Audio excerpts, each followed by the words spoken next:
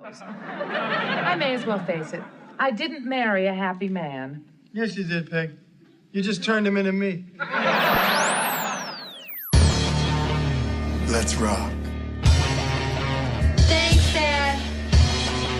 Can I get a whooping? Whoa, No Man presents, live from the nudie bar, the Married with Children podcast.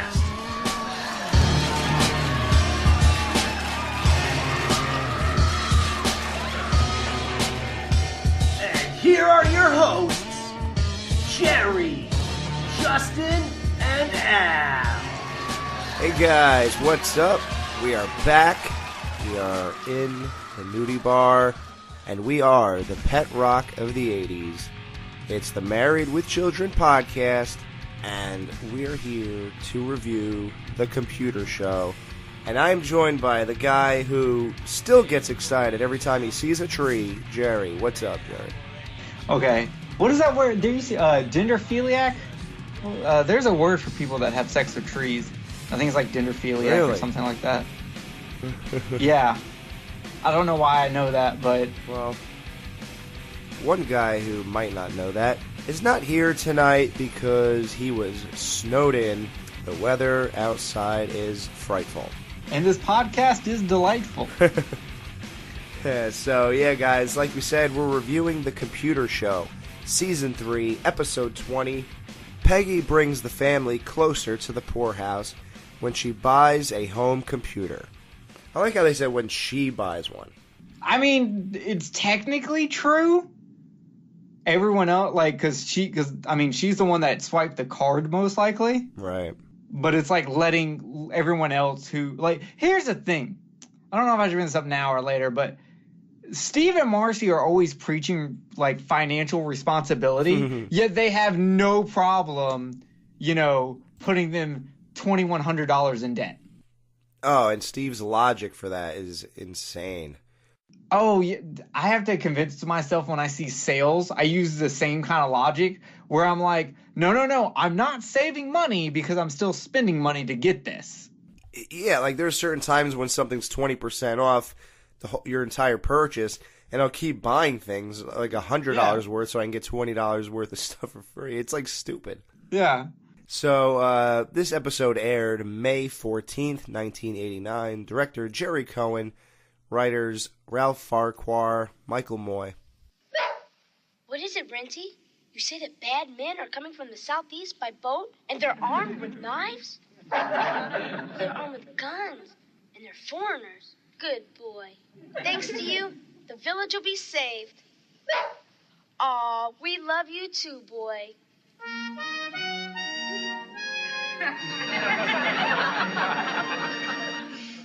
Oh, yeah, Rin Tin Tin was a dog, but I don't think Rin Tin Tin did the Lassie thing, but for whatever reason, the whole one bark means 12 sentences. But yeah, because Lassie did that. I'm not sure how different Rin Tin Tin was, but I know it was an actual show. Now, I know you're going to hate my reference, but that is a pretty funny joke, and one way they used it was on Wayne's World, where Wayne was describing his girlfriend on the rooftop, and he was speaking Cantonese, and, he'd go through all the sentences, and they'd write the words on the bottom for us when he's talking to Tia Carrere. Eventually, he just says something that's 5 or 6 words, and they just sit there in silence, staring at each other while the words keep going through the next set of sentences, the next set, and that's all what he meant. Then when it was done, they both were and then they started talking again. I actually really, really love dub subtitle jokes because he did the same thing in one of the Austin Power movies, Goldfinger, I think, where instead of doing it that way, they just had the way the subtitles were on the screen, certain words were blocked out. Okay. So it created dirty phrases and stuff. Oh, okay. But I actually really like dub jokes and subtitle jokes. I think they're really clever and you don't get a lot of them. So anytime you do have them, they're typically never stale. Right. One of the best overdub jokes I just came across recently on The Simpsons. I knew it was going to be The Simpsons. Homer's taking these guys to the Super Bowl or whatever, a busload of people. So I guess when they animated the episode, they didn't know what teams would be there. So, Hey, Mo, you want to come with me and Wally to the Super Bowl? Oh, absolutely. My favorite team's in it. The Atlanta Falcons. Yeah, ever since I was a boy, I've always loved the Atlanta Falcons. Yeah, they're good, but I wouldn't count out the Denver Broncos. Yeah. That actually sounds really good. yeah, I love those kinds of shows because we all know what the story, and it just works on every level. I just realized that we've got someone in this house that eats, lies around all day, and does absolutely nothing. Aw, Buck is cute. I was talking about you, Peg. But the dog's pretty useless, too. He delivers it in such a way where it's totally legit if he was just talking about Buck. Oh yeah, 100%. Like even if the joke's standard fare, they still do a fantastic job of setting it up. Even though at this point, even if they did expect you to know it, they're still not gonna half-ass it. They're Right. still gonna make sure it's set up properly. Right. Something else just dawned on me. That people can shower during the week? No, love of my life. No, that there's no one in this damn house does anything for me. No, I'm the breadwinner. I deserve better treatment. Hey, I know. The next time I come home from work, I want someone to bring me my slippers. Question is who? Actually, when it comes to your slippers, the question is how. As in, how can a man make his slippers smell even worse than his feet? Hey, I sweat the sweat of the dead, Peg. Anyhow, getting back to who's going to bring me my slippers. You? Well, I think you're untrainable. Kids don't care if I live or die, so I guess that leaves Buck. Maybe everybody can learn from him. Well, that is how we toilet trained the kids. Of course, Bud was 5 before he stopped getting excited every time he saw a tree. But that's what teachers and kindergarten are for. Both Peg and Al are such horrible parents that Buck potty trained Bud. Which I was just like, you were taking your kid outside to let him use the bathroom? That's just weird. Also, did you catch, there's a reference here right before they get into the potty training the kids with the dog to a previous episode. Did you catch it?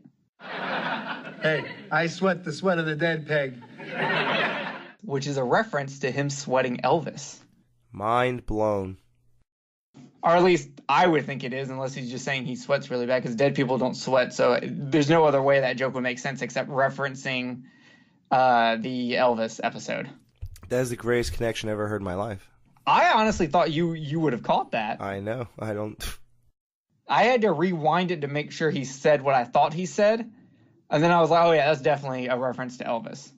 Bud eventually says that he was the only 6-month-old baby who knew how to change his own diaper, because Peg talks about, was she a good mother? And he says, well, you must have been, and that's what was his reference. So he knew how to change his own diaper, but Buck potty trained him. So that all kind of falls in line. Now, you know what we need in this house? Poison gas coming through the vents? He only thinks of himself. What do we need, dear? A computer. Okay, Al, write him a check. Oh, yeah, sure. Hey, even better. Go to the vault where we keep the gold bars and chip out what you need. If anybody wants me, I'll be at the country club. They're having the big Al Bundy Golf Classic. I'm hole 9. Come on, Al. Don't you want Bud to have all the things you never had? An education, a good job, a happy wife. Come on, Peg. You can't tell me that seeing me up to my armpits in misery doesn't make you happy. This is 1989. Computers were not really prevalent in anyone's house at the time. So when they were saying, it's a waste of time, it's useless, this and that, back then they sort of were. I mean... Well, at this point, most people who had a computer had like a Commodore 64. Most people who had home computers were running Commodores. People who had a Commodore either had it for video games or for business software. You could do like taxes and stuff right on there. But most people at this point weren't super getting into like actual real home computers, but there definitely were people who were like, they had a Commodore or they had a TI 94/A. Now, we're not getting a computer. Computers are ruining the country. Computers and women. Isn't there quite similar, Al? Because you don't know how to turn on either one. I'm not interested in either one. Mom, can I have a computer? Of course you can, dear. What color would you like?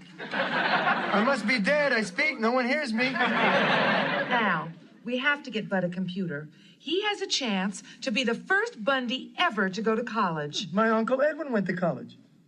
He was a cadaver for the pre-med students. And what about Kelly? She could use one. You know, she might want to go to college, you know. Oh, God.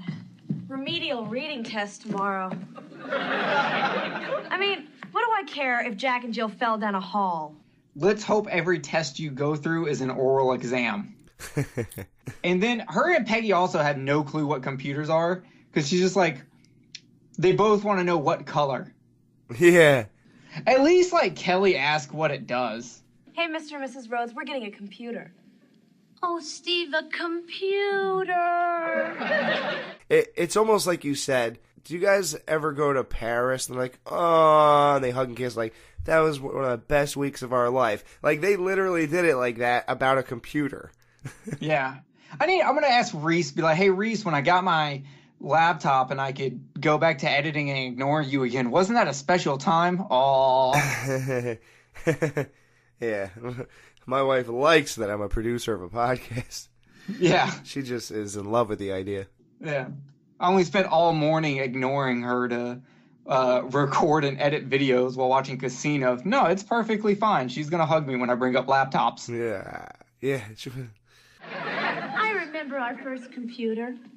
To buy it, we each decided to give up something, to sacrifice, so that we could have our little computer. Steve gave up getting a new car for another year, and I gave up my class on napkin folding. Steve just let me. Now he's got a new Mercedes, and I'll never know how to make a napkin hat. Thanks, Steve. But I'm working that out in therapy. Meantime, you're getting a computer? Wouldn't it just be cheaper to take that class than to pay for the therapy it's going to take to get over this? Like, could napkin folding possibly be as expensive as therapy? Yeah, and also, the joke that actually bothers me here is when she talks to you, like, Steve wouldn't get another car for a year, and I wouldn't do my napkin folding class. And she's like, Steve just let me. He got a new Mercedes, and I'll never know how to make a napkin hat. And I'm like, first of all, if you were learning how to make napkin hats, I'm not sure what kind of napkin course you were taking, but making hats is not what they're used for. And two, does this mean that the other car, was that before the Mercedes? He's going to get another car after the Mercedes, or it was... I'm just trying to figure out the timeline of when... Because she seems like... She's making it seem like they gave up two things, but Steve didn't end up actually giving up his, and he still got his car. Well, and I'm assuming it's the Mercedes. He just had to hold off for a year. She could never take the class for some reason. Yeah, I guess they realized making napkin hats is stupid, and no one took the class. Like, why would he have to wait a year to spend $50,000, but she didn't have to wait 3 weeks before she spent the $82 it would take for that class? Like, it doesn't make any sense, really. No, it really doesn't. I don't like this. This joke's just kind of absurd, and I really like napkin hats. We don't need a computer. And I'll tell you what would happen if we got one. Just like when we had the kids, everybody oohs and ahs the first couple of days. Then after the novelty wears off, it just sits there, collects dust, and cries for food. No, I'm telling you, nobody needs kids. No, I mean a computer. Do you have kids? No, that's why I have a cat. Are you going to have kids? Not if I can help it. Yeah? Yeah, I actually don't really want kids. She does. I don't. I'd be okay without them, but I feel like I'd like one, though. Yeah, exactly. I'm in the same boat. Like, if it happens, well, there goes all my money. If it doesn't happen, I'm completely okay with it. Don't forget all your free time and all my free time. Married with Children podcast will become a bi-weekly podcast if you're lucky. Yeah, then we'll finish it in 10 years. Yeah, it'll be done by the time we actually see a Married with a Married with Children reunion. Like, guys, if you only knew how hard it was for us to get to this nudie bar every week, if we had kids, I can tell you now, this would be a bi-weekly or a monthly show. So, yeah. Because right now, my kid would have to be with me right this second. He'd be sitting right next to me, probably screaming the whole time I'm trying to do this. Yeah, I'd be like, so, Alex, what are sports scores? Like, you get them on your newspaper? Can you hear me? Wait, hold on, guys. He's spitting up. So, they're convincing these guys, and it doesn't take Peg any convincing. She doesn't know what it is. She just wants it. Everybody else is knocking it down. And I have a total big kind of not like a thing that just makes this whole episode kind of weird. That happens. It's a great joke, and it's actually sort of speaks to real life, but in the speed that happens on this episode is just insane. But it's still funny though, and I wouldn't want to change it. So Peg leads the way to go get a computer. Everyone's into it. Dad, wait till you see what we got. Al, you're gonna be proud of what I did. I saved you $200. Thanks, Steve. Yep. They wouldn't give you anything off on the $1,200 model, so I said, no way, Jose. I am not leaving here without a discount. So I got them to give you a $200 rebate on this $2,100 model. With a $200 rebate, and tried doing rebates in the 80s, guys. It was like a nightmare, and I think you get your money like 3 months later or something. It's not like a rebate is the worst thing in the world back in the old days. Peg, you spent $1,900? No, I spent $2,100. Because with the $200 we saved you, I bought this dress. So actually, this dress was free. And you got a $200 rebate.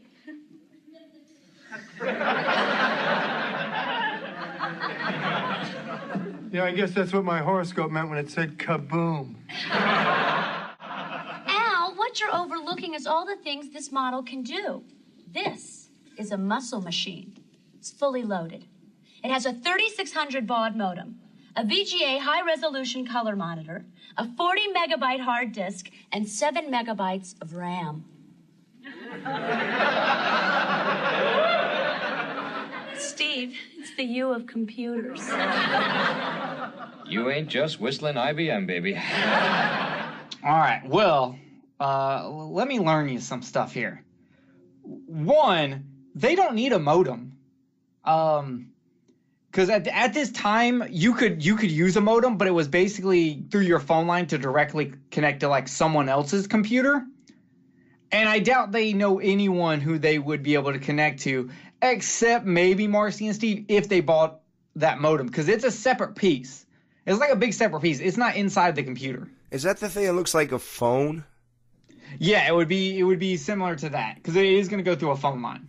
Well, Gary and Wyatt had that in Weird Science. Remember when they were making Lisa and then they slammed the phone down? I always wondered what that was, because I never had a computer in those days. And I think that's what sold the movie Weird Science. Like, nobody... Because no one knew what a computer could do fully, so they did that a lot in the 80s, where they just made computers do things that they cannot do. Right, because nobody really... I was like, oh, okay, can you do that? Yeah, are you going to question it? Like, no one's going to question it. No one watching this is going, in this day and age, when computers come, like, stock with 6 gigs of RAM, are going to question 7 megabytes of RAM. They're just like, whatever. Like, so, okay, the VGA full-color monitor, that's really expensive. Okay. So a 40-megabyte hard disk is right for the time, but it would be, like, top of the line. Which you would hope it is at $2,100. Oh, I haven't even gotten to that part. The 7 megabytes of RAM is completely wrong. At best, they would have 640 kilobytes of RAM. Is that way smaller? That's way, way, way smaller. That's not even 1 megabyte of RAM. Oh, my God. I'll put it this way. When my dad got his first Windows 95 computer, it only had 4 megabytes of RAM, and that computer cost him $3,400. What? Yeah, and keep in mind, you didn't even need, at the time, in 89, you wouldn't have, even if 7 megabytes of RAM would have been on the market for some god-awful reason, which it absolutely was not, you wouldn't have needed it, because before Windows 95, there was really no multitasking, and if you're not multitasking, you don't need RAM. Windows 95 is what made computers be more popular because you could multitask. You could run multiple programs. You had more, like, it made it a lot more user-friendly because you didn't have to do one program at a time. Not alone that it could not exist, it would be way more than $2,100 just based off the RAM spec alone. Well, by today's standards, this computer that they bought is the Jerry of computers. Because it's so good, it doesn't even exist in this reality. You're going to dust for the computer? When was the last time you dusted for me? Or cooked for me? Or listened to one word I said? Al, don't just sit there silently. Say something about the computer. Is my family lost to me? Now, do you think that, remember how we talk about Peg waking up in that dream, like, oh, Mom, I dreamed I was married to a shoe salesman, we lived in a dump. Oh, yeah. And she goes, oh. She 100% did this joke on purpose. She definitely was just straight ignoring him. It wasn't that she didn't actually hear him. She just doesn't care. So she was just being a jerk, I guess. Yeah. Am I the forgotten Marx brother? Am I Zeppo Bundy? One really odd mistake that the writers made on this show. So Al says this whole, am I the forgotten Marx brother? Am I Zeppo Bundy? He's actually mixing two people up. The forgotten Marx brother is Gummo Marx. He was the first to leave. You know, he enlisted in World War I and then became a businessman. So he's referred to as the forgotten Marx brother. The youngest of the Marx brothers, Zeppo, actually is the one who took his place. So what he should have said was, am I Gummo Bundy, not am I Zeppo Bundy. So they decide to go with probably the greatest route you could take here. The computer talks to Al. Hello, Al. I cost you a lot of money, didn't I? And nobody's touched me, have they? Well, looks like you were right again. Just like you were about your marriage, your kids, and your job. Come on. Smile for me, Al. I'm not so bad. Every family needs a computer. Does that mean Al's is actually starting to lose his mind? Yes. Dad, I've got this book report due and, oh God, what do you call it? The subject with the words. English? Yeah. So I've got this book report for tomorrow on Moby Dick, and I've been, reading it for an hour, and I got stumped on something. Could you help me? What? Call who, Ishmael? Me. Kelly has a report on Moby Dick. Now, are we like in the Twilight Zone here? Did we not, is my memory shot, or did we not just do this?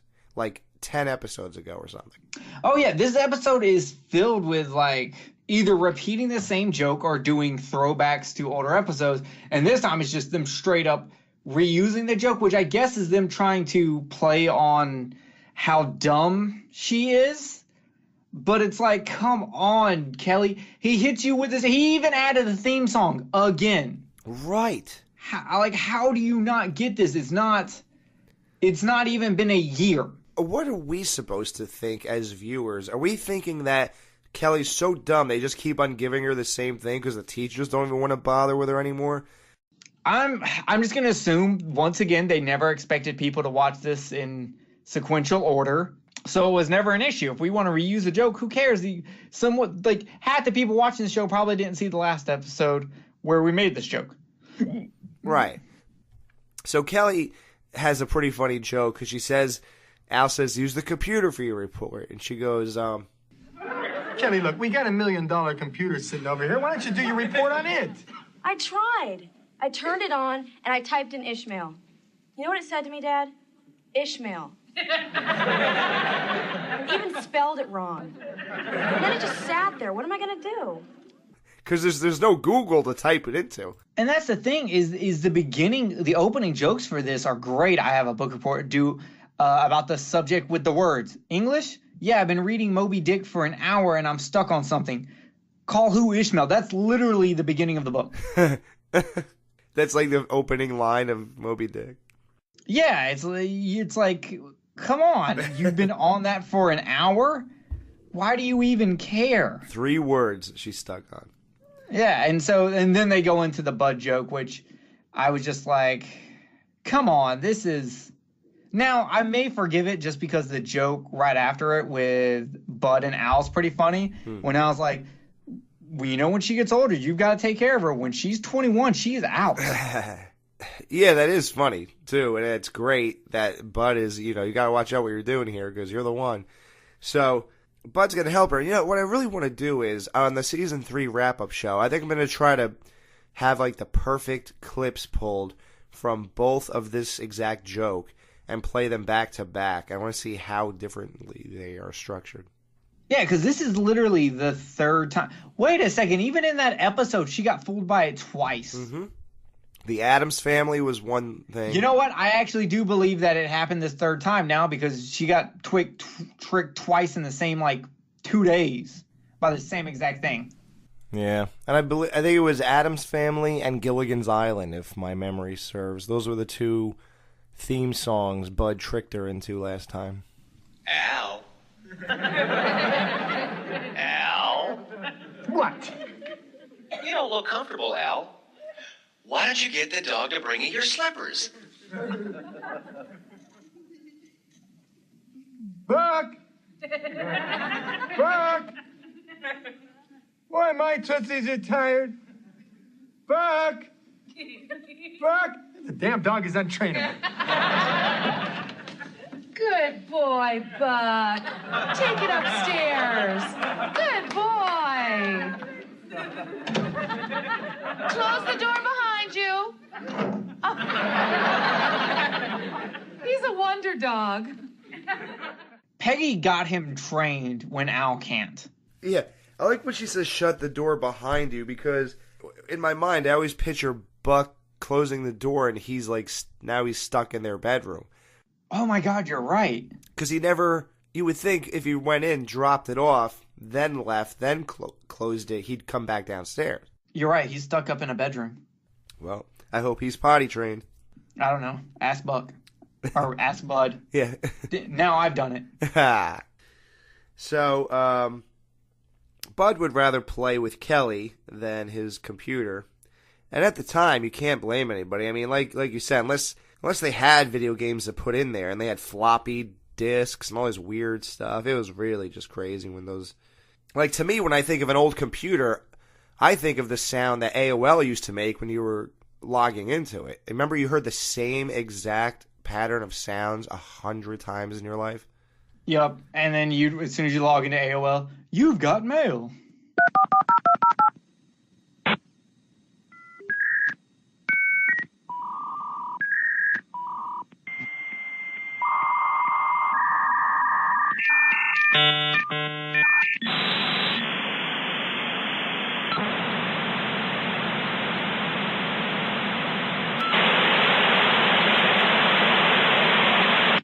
Welcome. You've got mail. And nobody even knew your email address, but somehow there was something there. There are so many times when it wouldn't even go on. Like, you would sit there. There were nights back in 96, 97. I think it was just 97, though, when we got one. That you would try to get on the computer, and it wouldn't connect. And you had to try this for 45 minutes. Dude, do you remember how, if you wanted to, look at a picture, it would take, 30 minutes just for the picture to, layer, line by line build itself. Because I had a computer, I had one, when I was, in 2nd grade. Because my dad's always been very into computers, so I had one, and I had AOL and all of that. And, and I remember, looking up, Like, we would sit there and wait for 3 hours just to have, like, a 10-second Dragon Ball Z clip upload. Wow. Or download so we could watch it. Yeah, guys, it was insane. Like, the computers of these days are garbage, man. It was amazing that they, at the point they were at, they were still willing to sell them to people. Like, this should have been like the R&D department for another like 10 years or something, because it was atrocious. But, you know, the people were screaming for them. So Al, or Peg, I guess, and Steve let this happen, agreed to the worst payment plan situation on Earth. So for $2,100, he is paying this off over the course of 78 months, which most loans on Earth never go past 5 years. This is like 6.5 years. And the payments are $27 a month with an interest rate of 25%. So with an interest rate like that, Al is paying $2,632 instead of the already insane $2,100. Al's paying basically another $500 and $532. Jesus. And if Justin was here, he'd be able to tell us what Al is actually paying for this computer, which in these days would be like probably $4,000 or so. Probably. Except for that computer doesn't even exist. Right. Al wants Peg to do something with this computer. It's just sitting there, costing Al money. Somebody has to do something. The next shot, when I was a kid, I really bought into the vision that Jerry Cohen created. Like, in that next, when the screen flips or whatever, and it shows them, the computer's all decked out across everything, the phone's in there, the printer, Marcy's pulling paper up, like, from the printer, and Peg's in there, whatever. It seems like a lot's going on. Like, I remember when I was a kid, I used to be like, wow, this whole thing's going on now. They really got it working. It's really cool. I like how they tried to make it more impressive by putting these random, like, rainbow-colored lights just in there that would never be on a computer ever for any reason. It's like they just walked over to, like, some science fiction show. It was like, can we just borrow these lights real quick? I need to make this look more computerish. Yeah. And like, Marcy ripping that paper off, like, oh, we printed what? What could you have possibly... What did you write that you pressed print? One of the best jokes I've ever heard. Well, Al's response is the best. I didn't marry a happy man. And Al says, yeah, you did. You just turned him into me. Marcy, we've been living next door to each other, but how long now? 937 days. Yeah, well, anyhow. Yeah, which apparently is wrong, because they said this episode actually premiered 771 days after the pilot episode. Oh, my God. Really? But they explain it by going, although that episode was filmed on December 12th, 1986, which was 885 days ago. So the only logical explanation can be that the writers based their ballpark figure off 771 on the actual day that Ed O'Neill and Amanda Burst met before rehearsals began. Huh. I just thought, it's been a long time since I did something nice for you. So how about this? Buy this computer off me, get it the hell out of my house. It's real nice. It's got RAMs and bytes, and it's got a hat rack and $2,500 worth of stuff sitting there. Make me an offer. $30. $30. I didn't say for my life, I said for the computer. It's only a week old and it's never been touched. Well, Al, to be honest, it's slow, it's underpowered, it's obsolete. Let's face it, it's the you of computers. Personally, I wouldn't fertilize a farm with it. This computer has more RAM in it than any computer on the planet currently. Like, the RAM that's in here, the actual physical piece would be bigger than the computer at this point. Right. So, obviously, what they're doing here is, like I said, it's true to life. You could buy anything, and someone will tell you in 3 years or so that, no, that's obsolete, man. They got better stuff now. Like, even TVs, they got 4K now. They got this now.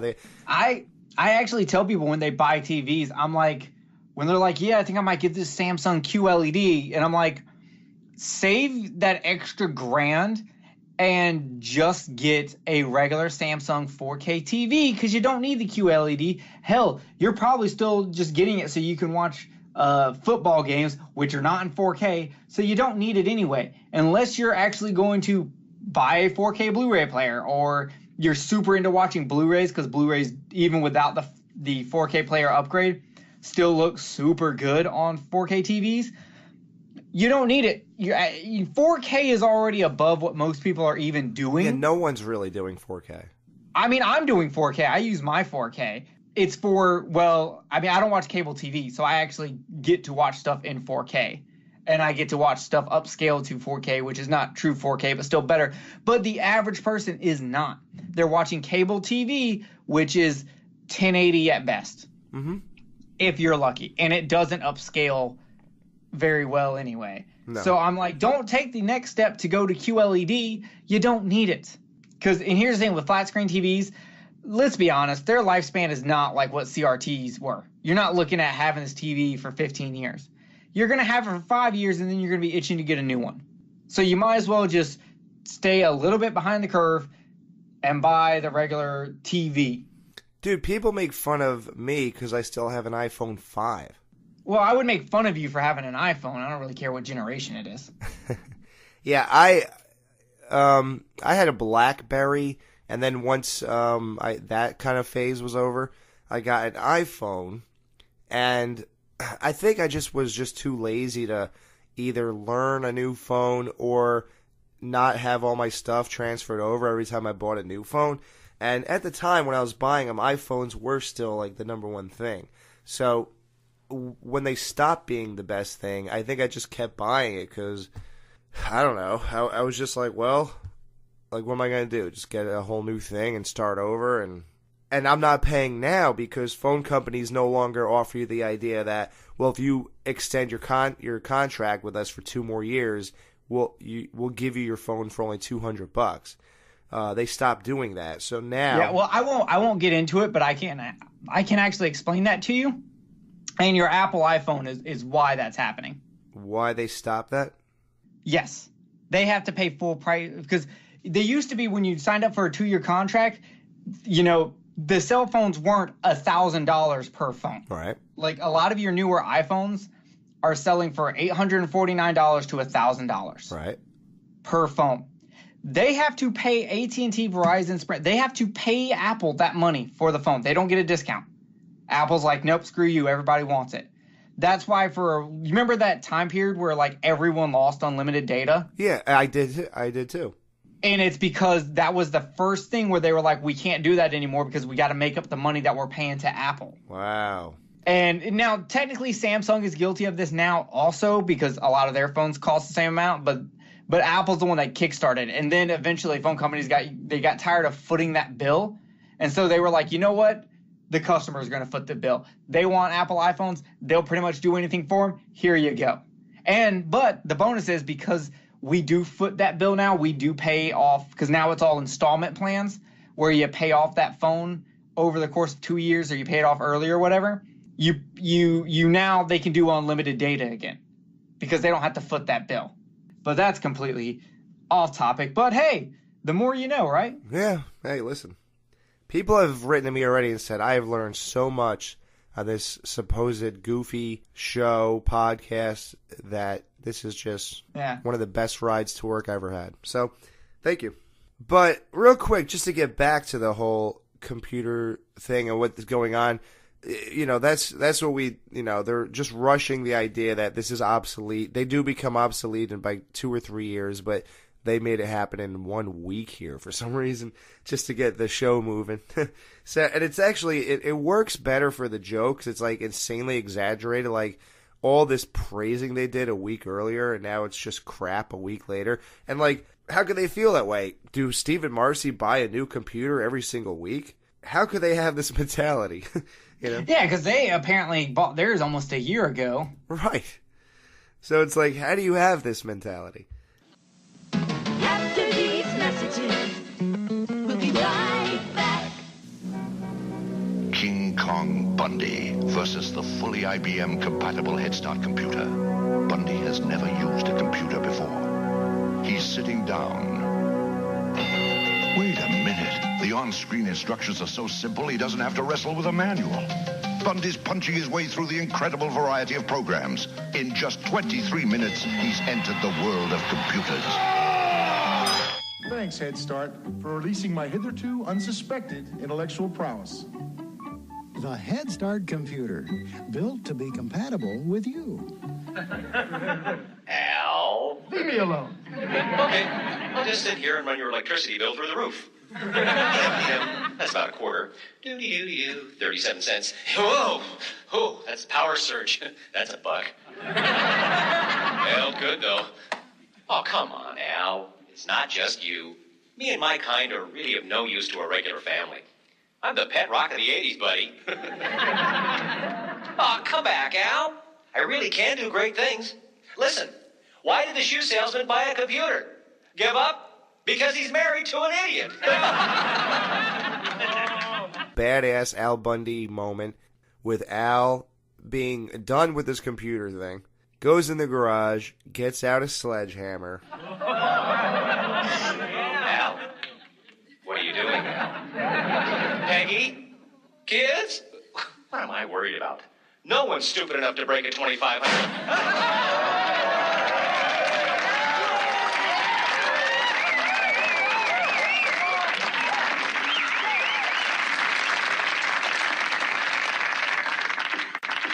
Now. Then Al smashes the crap out of this computer. The way they have the sparks fly and the smoke go and everything is just amazing.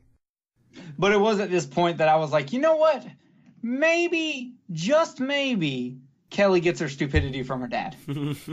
And the best part about this whole thing is that Al thinks he won here. Like, he is sitting there like he's a king and... Let's talk about those slippers. Like, in such a demanding voice, and Buck runs up there and gets them. And gets them, and he says, now I am truly king. And it's all great and all, but we can't help to think in the back of our minds, dude, you just wasted $2,630. Yeah, you literally could have just paid for like a little, like, because back then in the newspapers, you would, like, advertise what you were selling. So he could have put out an advertisement on a newspaper, or if anything, I don't know, maybe take it back. You've had it for a week. And, well, Marcy, he wouldn't sell it because Marcy got it in his head that it's only worth $30. So, and that's probably the one way you could sell Al's actions is that he doesn't, although, yes, he is going to spend $2,600 in the next 6.5 years. The way he thinks of it is, it's a $30 piece of junk. Yeah. You know? Because she put that in his head, that it's worthless.